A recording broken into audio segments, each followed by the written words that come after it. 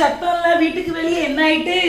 ஏக்கா கிறிஸ்மஸ் வருதுல்ல, அதான் ஆன்லைன்ல சேலை புக் பண்ணலான்னு பாத்துக்கிட்டு இருக்கேன் மாடலை. போனை தட்டி கிடந்து நீங்க பாத்தீங்கன்னா நல்லாவா வரும் சேலை.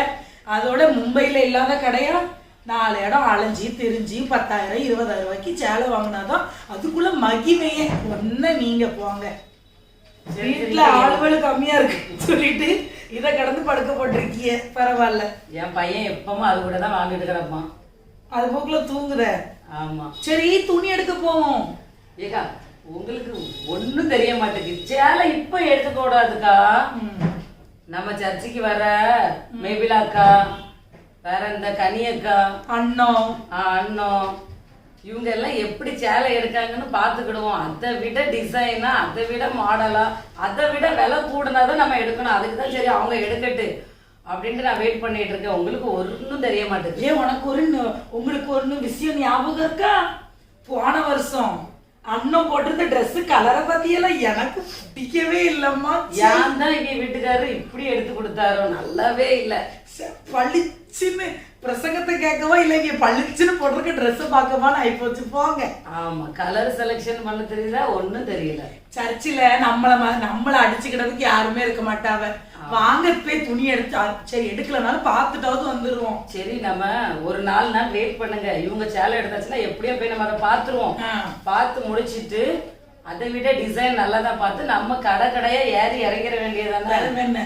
ஆமா, பைசாவுக்கு என்ன பண்ணிருக்கிய? பைசா கொஞ்சம் இருக்கு. எனக்கும் கொஞ்சம் சிக்கலா தான் இருக்கு, பத்துக்கிடுங்க. என்ன செய்யன்னு யோசிச்சுட்டு இருக்கேன். என் வீட்டுக்கார்ட்ட அதான் முன்னாடி சொல்லி விட்டாச்சு.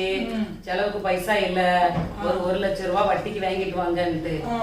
8 பைசா 10 பைசா நானா போனா போகுது. கிறிஸ்துமஸ் இப்ப செலவழிக்காம எப்ப செலவழிக்க போறோம்? அப்ப 10 பைசானா பரவாயில்லையே. 1,00,000 ரூபாய்க்கு 10,000 ரூபாய் தானே வட்டி. பரவாயில்லையே. வெறும் 10,000 ரூபாய் தான் வட்டி. அதனால வாங்கிட்டு வர சொல்லுங்க. சொல்லி ஒரு 1,00,000 ரூபாய வாங்கி தர சொல்லுங்க அக்கா. 1,00,000 ரூபாய் போதுமா? போதும். சரி, இன்னைக்கு வாங்கி சொல்லியிருந்தேன். எங்களுக்கு வாங்கிட்டு வரும்போது சேர்த்து உங்களுக்கும் வாங்கிடலாம். பைசாவை வாங்குதோம், கிறிஸ்துமஸ் தெரிக்க விடுதோம். ஆமா, கடையா ஏறுதோம். மாடல் செம்மையா செலக்ஷன் பண்றோம். சரி, நான் டைம் சொல்றேன், அதுக்கப்புறம் நம்ம போறோம். சரி, ஒரு பிரச்சனை கிடையாது. அப்பமே சொன்னேன், வீட்டுல ஒரு ஏசிய மாட்ட சொல்லி என்ன ஒரு 50,000 ரூபாய் ஆகுமா? பாவி மனுஷன் கேட்டாரா? சை, பியார் மட்டும்தான் தோரணைக்கு வெளிநாட்டுல வேலை பார்க்குறாரு. இதே அந்த கிரேசாக்கா கிட்ட சொல்லிட்டு வந்துட்டு ஒரு 1,00,000 ரூபாய்க்கு வட்டிக்கு எதுக்கு வாங்கினா, அதுக்கு எதுக்கு வாங்கினேன்னு ஒரு மூச்சு கடந்து ஏசுவாங்க. என்னத்தை தான் சொல்ல போறேனோ தெரியல. சை. ஏக்கா வாங்க கிரேசாக்கா, உட்காருங்க. நீங்க வருவீங்கன்னா உங்களுக்கு சேர் போட்டு வச்சிருக்கேன். சரி, சமையல் பண்ணிட்டியலா? பண்ணியாச்சு, வேலை எல்லாம் முடிஞ்சிட்டு. காலையில சொன்னீங்கல்ல 1,00,000 ரூபாய் வேணும்னு. ஆமா, போன் பண்ணி என் வீட்டுக்கார்ட்ட சொல்லிட்டேன். வரும்போது உங்களுக்கு 1,00,000, எனக்கு 1,00,000. சூப்பர். வரும்போது கொண்டு வந்துருவாங்களாம். அதான் நான் நினைச்சேன், எங்க பண்ட பலகாரம் பண்ண வேண்டியது இருக்கு. ஆமா, அதான் வருஷம் நம்ம சேர்ந்து தானே பண்ணுவோம். ஆமா, அதான் எப்படி என்னெல்லாம் பண்ண அப்படின்ட்டு கேட்டு போலான்னு வந்தேன். சங்கர் பாலி பண்ணிடுவோம். தட்டை, சீடை, அதிரசம், அச்சு முறுக்கு மிச்சரும் பண்ணிடுவோம்க்கா. சரி, எல்லாம் ஒரு 1 கிலோ 2 கிலோ. என்ன 1 கிலோ? இங்கே 4 கிலோ பண்ணுவோம். சரி, 5 கிலோவா பண்ணிடுவோம். சரி, அதுக்குதான் நம்மகிட்ட பைசா இருக்குல்ல. சரி, பைசா இல்லைன்னா பரவாயில்ல, நம்ம தான் பைசா வச்சிருக்கோமே பெற வேணும். சரி, வாங்குற 1,00,000 ரூபாய் எதுக்கு? அது காஜு கொத்துலயும் பண்ணிடுவோம் கொஞ்சம். என்ன யாரெல்லாம் நம்மளுக்கு, நீங்க தான் சொல்லுவீங்களாக்கா, யாரெல்லாம் நம்மளுக்கு தந்திருக்காவளோ அவியலுக்கு கொடுப்போம். ஆமா, நான் ஒரு லிஸ்ட் எழுதி வச்சிருக்கேன். சூப்பர். பொங்கலுக்கு யாரெல்லாம் நம்மளுக்கு பலகாரம் தந்தா, தீபாவளிக்கு யாரெல்லாம் நம்மளுக்கு தந்திருக்கான்னு எல்லாரும் பேரும் லிஸ்ட் போட்டு நான் எழுதியிருக்கேன். பரவாயில்ல, அவளுக்கு மட்டும்தான் கொடுக்கணும், மற்றவங்களுக்கு எல்லாம் நம்ம இதுக்கு கொடுக்கணும். அவளுக்கு எதுக்கு கொடுக்கணும்? கொடுத்தாலும் நந்தினா ஒரு நாள் இருக்காதுமா. அதனால யாருக்கும் கொடுக்க வேண்டாம். நம்மளுக்கு யாரு கொடுத்தாங்க அவங்களுக்கு மட்டும் தான் நம்ம கொடுக்கணும். சூப்பர். ஏக்கா, உங்களுக்கு ஞாபகம் இருக்கா, பக்கத்து வீட்டுல இருந்தாவல அந்த ரூபவதி? தெரியும், ரூபவதிய தெரியும். இவளுக்கெல்லாம் போன கிறிஸ்துமஸ்க்கு பண்ணிட்டோம் பலகாரம். என்னெல்லாம் பண்ண அவ்வளோதையும் கொண்டு கொடுத்துருக்கேன். ஒரு துண்டு ஸ்வீட்டு கூட எனக்கு வந்து தரவே இல்லை. உங்களை எவன் கொண்டு போய் கொடுக்கறதுக்கு சொன்னான்? ரொம்ப கஷ்டமாயிட்டு. இப்படியும் ஆட்கள் இருக்குமா? வேற அதான் என்ன சொல்றேன், இந்த தடவை நல்ல நெய்ய வாங்கி மைசூர் பாக்க பண்ணி அவ முன்னால வச்சு தின்னுங்க, வயிறு எரியட்டும். கரெக்ட் தாங்க, கரெக்ட். அததான் செய்யணும். இப்படி கடந்து எவ அலைவா? கிறிஸ்மஸ்க்கு பண்டம் பலகாரம் கொடுத்தா சரி, நம்ம பண்ண வீட்டுக்கு கொண்டு வந்து கொடுக்க தெரியாது ஒரு பொம்பளைகளுக்கு. ஆனாலும் இப்படி இருப்பாங்கன்னு நான் நினைச்சு கூட பார்க்கல. சரி, இதுல என்ன ஒண்ணு என்ன தெரியுமா, இன்னைக்கு என் வீட்டுக்காரர் போன் அடிச்சாரு. அது அம்மா, அதாவது எங்க மாமியாரு, கிறிஸ்மஸ் வருதுல எனக்கு சேலை வேணும், துணிமணி வேணும், பைசா அனுப்புன்னு. பாருங்க, நம்மளே இங்க வட்டிக்கு வாங்கி செலவு பண்ணிக்கிட்டு இருக்கோம், இதுல இவங்களுக்கு துணிமணி வேற வாழுது. இதுல வட்டிக்கு வாங்கி நம்ம செலவு, நான் சொல்லிட்டேன் வட்டிக்கு வாங்கி நான் செலவு பண்ணிக்கிட்டு இருக்கு, இதனால பைசா எல்லாம் இல்லைன்னு நான் சொல்லி விட்டேன். நம்ம எதுக்காக வாங்கி கொடுக்கணும், நம்மளுக்கு தான் பிள்ளைகள் இருக்கு, புருஷன் இருக்கு, வீட்டுல எவ்வளவு செலவு கிறிஸ்மஸ்க்கு வருது, நம்ம செலவு பண்ணுமோ இவங்களுக்கு பைசா அனுப்பி வச்சு விட்டுருவோம். நீங்க சொன்னாலாவது கேட்காவ, என் புருஷன் எப்படியா எனக்கு எத்தனை ரூபா அனுப்பணுமோ அதை எனக்கு அனுப்பிட்டு மீதி எல்லாம் அவ அம்மாவுக்கு அனுப்பிடுதாவ, கிறிஸ்துமஸ்க்கு துணியா வாங்குங்கன்ட்டு. நீ இப்படி எதுக்குக்கா விடுதிய, சண்டை போட வேண்டியதானே? செவத்தை எத்தனை தடவை அந்த மனுஷங்கிட்ட கிடந்து சண்டை போடுறதுக்கு என்ன வெக்கையா இருக்கு. ஒரு ஏசிய மாட்ட சொன்னா ஏசிய மாட்ட மாட்டேக்காவ. சை, இவனையும் நான் புருஷனை கெட்டி வச்சிருக்கேன் வீட்டுக்குள்ள. சரி, என் வீட்டுக்காரர் வந்தாலும் வந்திருப்பாரு.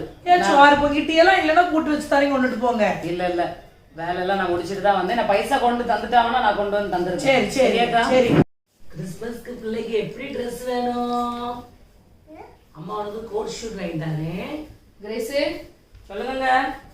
பைசா கேட்டிருந்தா நீ வட்டிக்கு 10 பைசா வட்டி பாத்துக்க. இப்போ வாங்கும் போது ஒண்ணும் தெரியாது, கொடுக்கும் போதுதான் நம்மளுக்கு கஷ்டமா இருக்கும். பார்த்து ஒழுங்கா செலவழி, சரியா? சரி, அதெல்லாம் எனக்கு தெரியும். 10 பைசா வட்டி தானே வாங்கி தந்திய. உன் ஃப்ரெண்டுக்கு வேற வாங்கி கொடுத்துருக்கு. அதெல்லாம் பார்த்துக்கலாம். கிறிஸ்மஸ்னா வருஷத்துக்கு ஒரு நேரம் வருது, அதை செலவு பண்ணதுக்கு விடுங்க. மற்ற நேரம் தான் துணிமணியே எடுத்துற மாட்டியே, ஒன்றும் எடுத்துற மாட்டீல. நீ செலவழி என்னமோ பண்ணு, ஆனா ஆடம்பரமா பண்ணாத, சரியா? சரி, எனக்கு தெரியும். இவனுக்கு பிஸ்கட் வேணுமா? போங்க, கடைக்கு தூக்கிட்டு போங்க அவனை. வா போமா, அப்பா கூட கடைக்கு போயிட்டு வா. கடைக்கு போலாமா? ரேசக்கா வாங்கக்கா. என்ன பைசா கிடைச்சிட்டு போல என்ன மாதிரி இருக்க? ஆமா, கிறிஸ்மஸ் வருதுல்ல, செலவு பண்ணணும்ல. ஐயோ, பைசா வரும்போதுன்னு நினைச்சு எனக்கு நைட்டு தூங்க வரவே வரல. என்னத்த திங்க, என்னத்த பொறிக்க, என்னத்த வாங்கன்னு எனக்கு ஆயிப்பிட்டு போங்க. சரி, நாங்க உங்களுக்கு பைசா. சரி, என்ன சேட்டை பண்ணலாம்? எதுக்குமா, எதுக்கு இப்படி சேட்டை?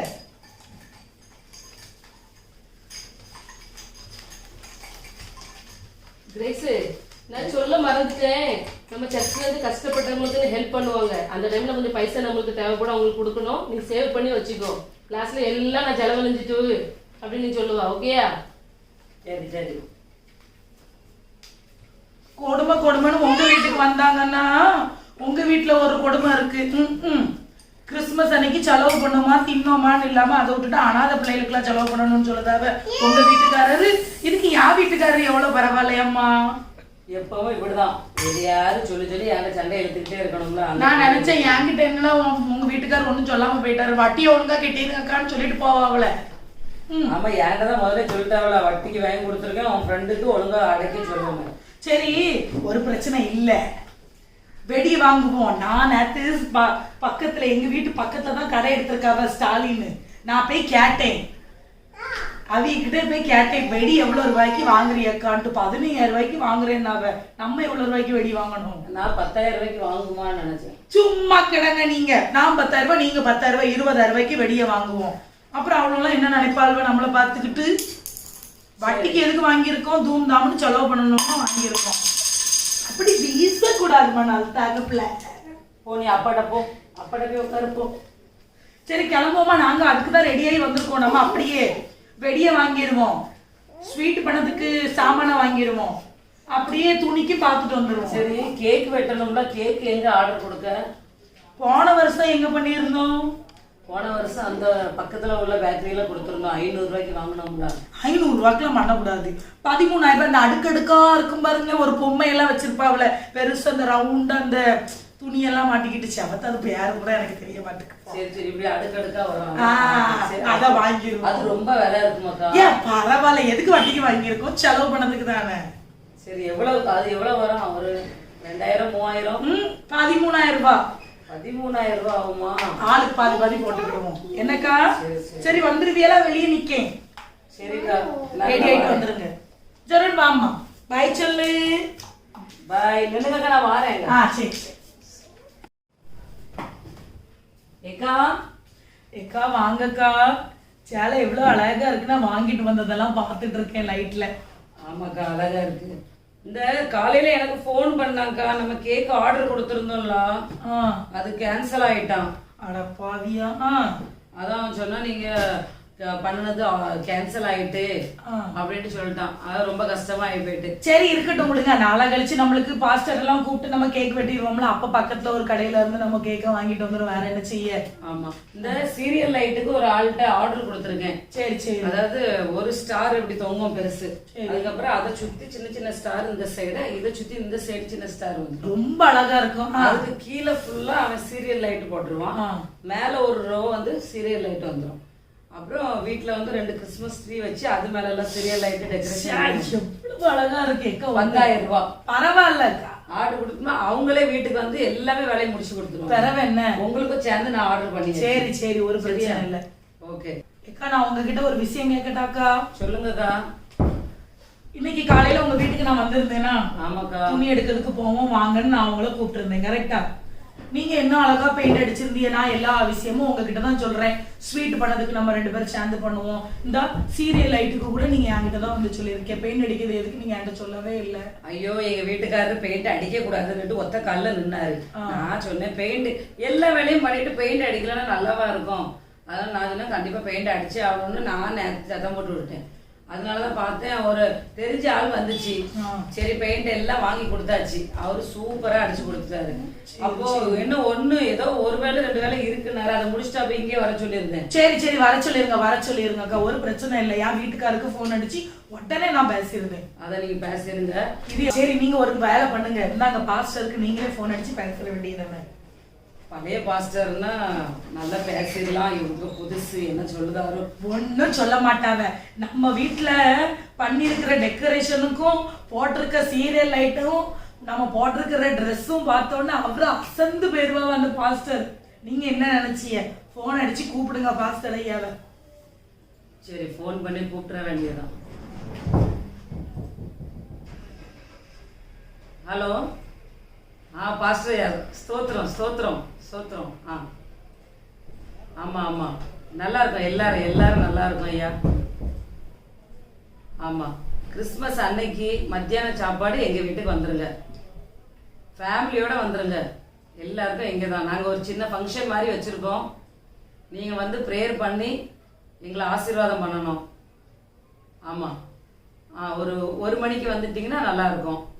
அப்படி நம்ம கேக்கெல்லாம் கட் பண்ணி. ஆமாய்யா. குடும்பமாக வந்துடுங்க. சரியா. ஸ்தோத்திரம். சொல்லியாச்சு, கரெக்டாக வந்துடுவாங்களாம். கேளுங்கக்கா, சொல்ல வந்த கதையை மறந்துட்டு என்னென்னமோ பேசிக்கிட்டு இருக்கேன் பாருங்க. நாளை கழிச்சு நம்மளுக்கு கிறிஸ்துமஸ். கரெக்டா? சர்ச்சு ஆரம்பிக்கிற டைமை விட்டுட்டு கொஞ்சம் நம்ம லேட்டா போவோம். யாம்னு கேளுங்க. எதுக்குக்கா? அப்பதான் எல்லாரும் வந்துருவாங்க. அதுக்கப்புறம் நம்ம போவோம். வாங்கிட்டு போன பட்டு சேலையை கெட்டிக்கிட்டு நகையெல்லாம் போட்டுக்கிட்டு சும்மா ஜம்முன்னு போயிருவோம்க்கா. கரெக்டா சொன்னீங்கக்கா. நானும் நகையெல்லாம் திருப்பி தான் வச்சிருக்கேன். இல்ல நிறைய இதெல்லாம் போட்டுட்டு அவ்வளவு பேர் நம்மளை பார்க்கணும்.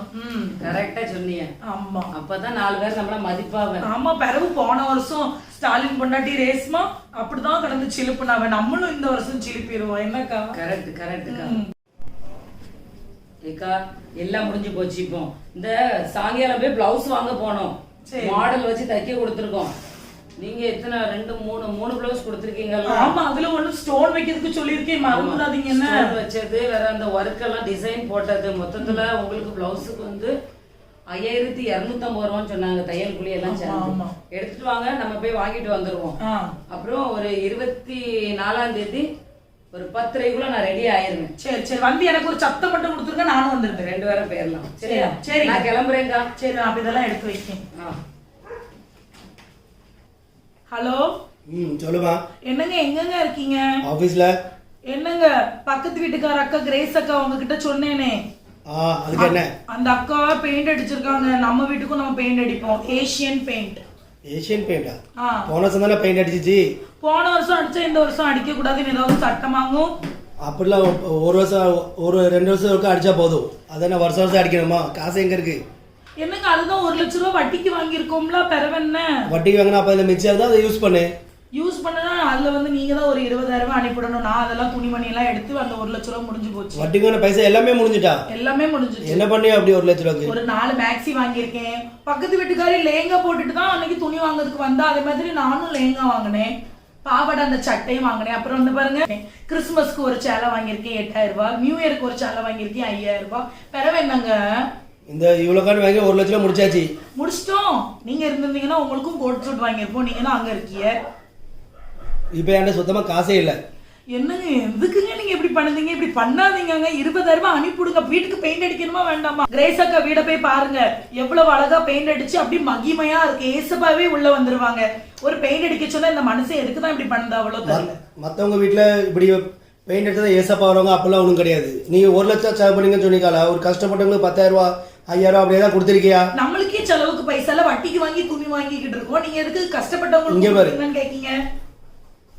ஏழைகளுக்கு இறங்கணும், கத்தருக்கு கடன் கொடுக்கணும் அப்படி சொல்லியிருக்கீங்க. அதுல இருந்து ஒரு 5,000 ரூபா கூட எதுன்னு ஏசப்பாக்குன்னு சொல்லி எதுவுமே பண்ணல. ஒண்ணுமே பண்ணாம இன்னும் 1 லட்ச ரூபா ஃபுல்லா செலவு பண்ணி இன்னும் பைசா தாங்கன்னு ஏசப்பா இந்த வீட்டுல எப்படி வருவாங்க? இந்த மனுஷனுக்கு போன் அடிக்கிறதோட சும்மா இருந்துட்டு போயிடலாம். சி, நீங்க போனை வைங்க. நீங்க உங்க இவியலுக்கு போய் போன் அடிச்சு. என்னங்க ரெடி ஆயிட்டீங்களா? இந்த கோட் சூட்டை போட இவ்வளவு நேரமா? வாரேம்மா வாரேன், ஒரு 5 நிமிஷத்துல வந்துடுறேம்மா. ஐயோ, என் ஃப்ரெண்டு வேற காணல. ரெண்டு பேரை கூட்டிட்டு வேற வருவேன்னா. ஏக்கா நல்லா இருக்கா? சேனல் நல்லா இருக்கா? சூப்பரா இருக்குக்கா. Happy Christmas. Happy Christmas. Happy Christmas. Happy Christmas. வாங்க வாங்க. ஹாப்பி கிறிஸ்மஸ் சொல்லுங்க அத்தைக்கு. Happy Christmas sister. Merry Christmas. வாங்க வாங்க வாங்க. ஆனா என் வீட்டுக்காரர் வந்தார். கோட் சூட் எப்படி இருக்கு? சார் கோட் சூட்லாம் போட்டு ஜம்முன்னு இருக்கீல. பாஸ்டர் வர நேரம் ஆயிட்டு. பாஸ்டர் எப்போ வருவாவ? நம்ம எவ்வளவு ப்ரிப்பரேஷன் பண்ணிருக்கோம். இத பார்த்து பாஸ்டர் நேரம்ல போறாங்க. வாங்க வாங்க பஸ் வாங்க. பாஸ்டர்மா வாங்க. சோத்ரம் சோத்ரம். பாஸ்டர்மா சோத்ரம். எல்லாம் நல்லா இருக்கீங்களா? நல்லா இருக்கும் நல்லா இருக்கும் பாஸ்டரியா. எல்லாருக்கும் wish merry Christmas. Thank you thank you. எப்படி இருக்கு? நல்லா இருக்கா எல்லாம்? எங்க டெக்கரேஷன்லாம்? டெக்கரேஷன்லாம் ரொம்ப நல்லா இருக்கு. ரொம்ப செலவு பண்ணிருப்பீங்க போல எனக்கு ஃபீல் ஆகுது. ஆமா பாஸ்டர், பிறகு வட்டிக்கு பைசா வாங்கி நாங்க செலவு பண்ணியிருக்கோம். என்னக்கா சொல்லுங்க. 1 லட்சம் ரூபாய் வாங்கி செலவு பண்ணிருக்கோம் பாஸ்டர். சரி, செலிப்ரேஷன் பண்றதுக்கு முன்னால நான் ஒரு சில விஷயங்கள் அவங்களுக்கு பேசலாமா? கண்டிப்பா பேசுங்க. பேசுறதுக்காக தானே உங்களை கூட்டிட்டு வந்திருக்கோம். இல்ல, நான் வந்து இப்போதைக்கு உங்க சர்ச்சுக்கு வந்து புது பாஸ்டரா தான் அப்பாயின்மெண்ட் ஆயிருக்கேன். ஆனா பாத்தீங்கன்னா எனக்கு உங்களுக்கு தெரியாது. நான் ரொம்ப கிராண்டா செலிப்ரேட் பண்றீங்க. எப்படி நீங்க ஏதாவது பிசினஸ்ல ப்ராஃபிட் சம்பாதிச்சு நீங்க இந்த மாதிரி கிராண்டா செலிப்ரேட் பண்றீங்களா, இல்லைன்னா ஒரு வருஷம் இப்படிதான் பண்ணுவீங்களா நீங்க? அப்படிலாம் எதுவுமே இல்ல பாஸ்டர். லாக்டவுன் சொல்லி பாதி சம்பளம் தான் வருது. சரி, வருஷத்துல ஒரு தடவை தானே கிறிஸ்துமஸ் வருது அப்படின்னு சொல்லிட்டு நான் தான் இவங்களுக்கு ஆலோசனை கொடுத்தேன். சொல்லுங்கக்கா. எப்பவுமே இதை விட கிராண்டா இருக்கும். இப்ப பைசா இல்ல சிக்கல்ங்கிறதுனால 1 லட்சம் ரூபாய் நாங்க கடன் வாங்கி நாங்க இப்ப செலிப்ரேட் பண்றோம் பண்ணிட்டு இருக்கோம். ஓகே, அப்போ நீங்க வந்து கடன் வாங்கி தான் நீங்க இந்த செலிப்ரேஷன் பண்றீங்க. கடன் வாங்கி என்னோட பிறந்த நாளை நீங்க கொண்டாடுங்கன்னு சொல்லி கர்த்தர் எதுலையுமே நமக்கு சொல்லலையே. ஆனா நீங்க ஏன் நீங்க இப்படிதான் நீங்க செலிப்ரேஷன் பண்றீங்க? சரி, ஒரு உதாரணத்துக்கு சொல்றேன். பாப்பா இங்க வாமா. இங்க வாமா. இந்த குழந்தைக்கு பிறந்த நாள்னா நீங்க என்ன பண்ணுவீங்கம்மா? புது ட்ரெஸ் வாங்கி கொடுப்போம். அவ கேட்டதை வாங்கி கொடுப்போம். அவளுக்கு என்ன தேவையோ அதை செய்வோம். ஓகே, இந்த குழந்தைக்கு என்ன பிடிக்குதோ அதை நீங்க பண்ணுவீங்க. அந்த குழந்தைய நீங்க சந்தோஷப்படுத்துவீங்க. அதுதானே அவளுக்கு பிறந்த நாளுக்கு அதுதானே அவ ஆசைப்படுவா. இதே மாதிரி தானே நம்ம கர்த்தராக ஆண்டவர் நமக்கு வந்து நம்மளோட கிட்ட இதெல்லாம் எதிர்பார்ப்பாங்க. அவரோட பிறந்த நாளைக்கு அவர் ஆசைப்படுறது மாதிரி நீங்க வாழ்ந்தாதானே அவரோட பிறந்த நாள் வந்து சாட்டிஸ்ஃபைடா இருக்கும். அதாவது பாத்தீங்கன்னா இன்னைக்கு நம்ம எல்லாருமே கிறிஸ்துமஸ் வந்து கிறிஸ்தவர்களுக்கு ஒரு மெயினான பண்டிகை. அது வந்து தப்பு இல்லை, அதுதான் நம்ம கொண்டாடி ஆகணும். அதை நம்ம வந்து செலிப்ரேட் பண்ணி ஆகணும். நம்ம ஆனந்தமா சந்தோஷமா ஃபேமிலியா டைம் ஸ்பெண்ட் பண்ணணும். சர்ச்சுக்கு போறோம், வீட்டுக்கு வரோம், ஹாப்பியா இருக்கிறோம். அது மட்டும் இல்லாம நம்ம பண்ற செலிப்ரேஷன் மற்றவங்களும், அதாவது தேவனுக்கு நீங்க இப்ப இந்த குழந்தைக்கு ட்ரெஸ் எடுத்து கொடுக்குறீங்க, அவங்களுக்கு தேவையான வாங்கி கொடுக்குறீங்க. அதாவது நீங்க இதே மாதிரி தேவனுக்கு நீங்க பண்ணீங்கன்னா ரொம்ப சந்தோஷப்படுவாரு. நாங்க என்ன பண்ணணும்? அதுக்கு இப்படிதானே செலிப்ரேஷன் பண்ணணும். செலிப்ரேஷன் பண்ணணும். அதாவது பைபிள்ல ஒரு வசனமே இருக்கு. எனக்கு வஸ்திரம், அதாவது வஸ்திரம் இல்லாதவங்களுக்கு நீங்க வஸ்திரம் வாங்கி கொடுத்தாலும், சாப்பாடு இல்லாதவங்க சாப்பாடு வாங்கி கொடுத்தாலும் அது நீங்க எனக்கு செய்யற மாதிரின்னு ஆண்டவராகிய கர்த்தர் நமக்கு பைபிள்ல சொல்லியிருக்காங்க. சோ நீங்க அதே மாதிரி இந்த கிறிஸ்துமஸ் டைம்லயும் இந்த லாக்டவுன் நேரத்துல எத்தனையோ குடும்பங்கள் ஒருவேளை சாப்பாடு கூட வழி இல்லாம இருக்காங்க. ரொம்ப பசி பட்டினியால எத்தனையோ பேர் கடன்ல கஷ்டப்பட்டு இருக்காங்க. இந்த மாதிரி மக்களுக்கு நீங்க இறங்கி நீங்க உதவி செஞ்சாலே அது நீங்க ஆண்டவருக்கு செஞ்ச ஒரு பெரிய நன்மையா இருக்கும். அவர் ரொம்ப ரொம்ப சந்தோஷப்படுவாரு. எத்தனையோ ஓல்டேஜ் ஹோம் இருக்கு நம்ம நாட்டுல, எத்தனையோ குழந்தைகள் அனாதை இல்லம் இருக்கு. இந்த மாதிரி இடத்துல போய் நீங்க வந்து அந்த மாதிரி மக்களுக்கு நீங்க தேவையான ஒருவேளை சாப்பாடோ ஒரு நார்மலா நீங்க யூஸ் பண்ண துணியோ இல்ல நல்ல ஒரு துணியோ நீங்க உங்களால முடிஞ்சது நீங்க பண்ணீங்கனாலே அந்த குழந்தைங்க ரொம்ப சந்தோஷப்படுவாங்க. அதுக்கப்புறம் பாத்தீங்கன்னா உங்களோட சந்ததிகள் ஆசீர்வதிக்கப்படும். இது பண்ற காரியத்தினால நம்மளோட ஆண்டவராகிய தேவன் உங்களுக்கு வந்து இன்னும் ரெட்டிப்பான ஆசீர்வாதமும் கொடுப்பாங்க, நிறைய தேவைகளும் சிந்திப்பாங்க. ரொம்ப சந்தோஷமா இருக்கும். அதே மாதிரி இந்த நம்ம கிறிஸ்துமஸ் கொண்டாடணும், அது தப்பு இல்லை. அதே மாதிரி இல்லாதவங்களுக்கு நீங்க கொடுத்தீங்கன்னா ஆண்டவர் ரொம்ப ரொம்ப சந்தோஷப்படுவாங்க.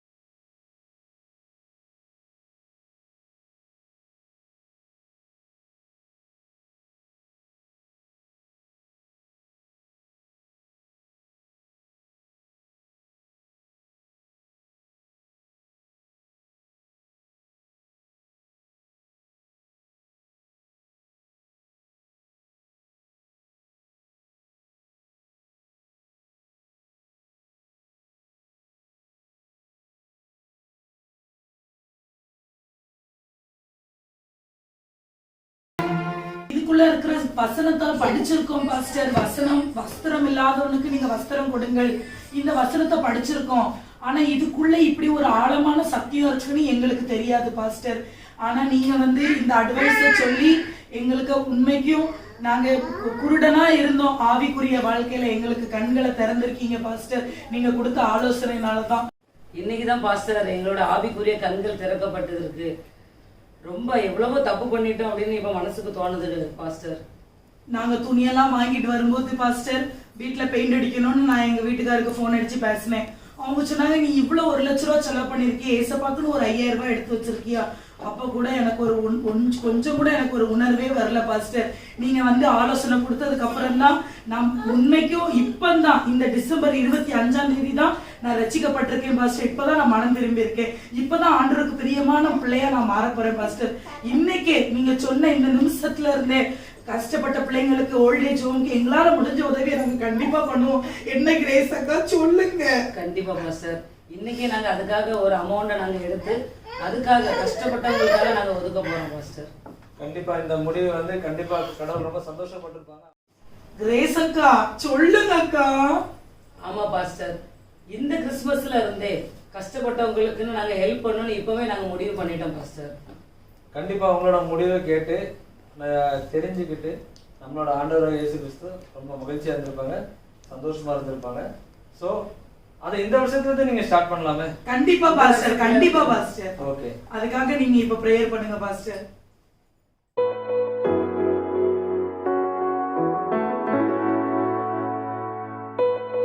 பார்த்து கொண்டிருக்கிற நேயர்களை, இந்த கிறிஸ்துமஸ்ல நாங்க மனம் திரும்பிட்டோம். நீங்க மனம் திரும்பிட்டீங்களா?